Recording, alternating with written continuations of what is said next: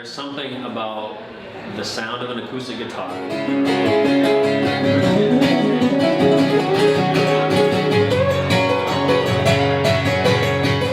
wood and the tone that comes out of it and the echoes of it and everything else. The air inside the guitar is moving against the strings, vibrating and then pushing through. It's pretty magnificent. It's pretty awesome. I don't think that the rise in digital music and digital production has necessarily affected our business directly. I think that with any rise in like digital, there's also going to be a resurgence in the opposite direction. You know, there's always those people that want to do exactly the opposite of what's trending. A perfect example is like the resurgence in like folk music and all of like the younger hipster kids picking up ukuleles and banjos and acoustic guitars and making folk bands again. There was a huge resurgence in that, and that is recent. So anything that makes it easier for people to get music and listen to it is a really cool thing. And there's always ways to adapt. You know, I'm sure artists, you know, lose money and record labels, but there's still a huge resurgence of like true, you know, musicians and artists using it to their benefit also.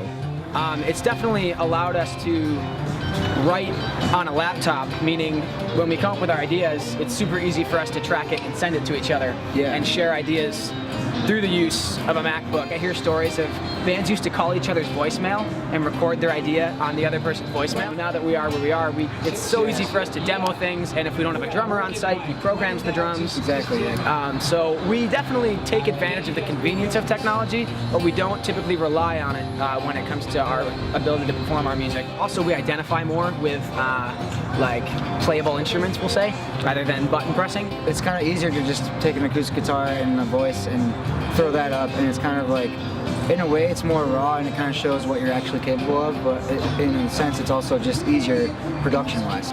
As far as like accessibility, ease of use, you know, what's possible. You know, people can record at their homes, you know, easier on their phones. You know, you can produce entire albums, you know, fairly easily, which doesn't cost, you know, nearly as much money as it used to going to a studio. I remember the struggles of trying to learn one song by next week's band practice and stuff, you know, by ear, if I could find the song, or, you know, hope that it came on the radio and maybe you could record it, because they had tape to record stuff then. Different than iPhones and everything else. So it was like in a sense, it's easy today. It was a struggle back then. And now just picture before that when all the other old school guys, old school to us, only had a record. The progression of recording accessibility, again, back in when I was a teenager, when I was your age, we had things called 4-track recorders. They were physical boxes, like it was all analog, it wasn't digital. So you put a blank cassette tape in, and you know, maybe like 3 or 4 sliders, you know, for levels and stuff. You plugged your guitar and you recorded whatever it was you did, and then played it back while you recorded a second line, or you had to rewind it and erase all that and then do it again. It was tough. Today, you know, there's obviously, you know, everything's digital, so you can download free software to get whatever it is that you want. You can take as many takes as you want. Because of that and how YouTube is so popular, there's all these young acts that right in their home are making really awesome recordings. Sometimes it's on an iPhone, and sometimes it's, you know, a nice decent camera and software for it. But they have the acoustics in their room are really great, that they can become their own act and their own solo act.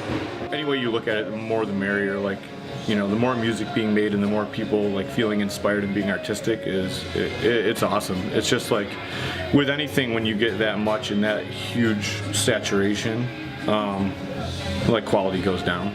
Basically, we put a lot of work into crafting our ability to be musicians, and so to alter that, because it's better to take a vocal hook and manipulate it, is like, I don't know. We're not in any way like offended by produced music or overproduced music or electronic music, but we have like there's like an acoustic test where if you're a big fan of a certain band, the best way to find out if they're legit, if they're really talented, is to put 2 members in an acoustic setting and say, play your music.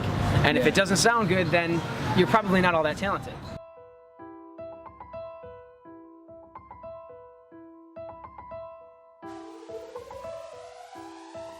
We never boring, we different.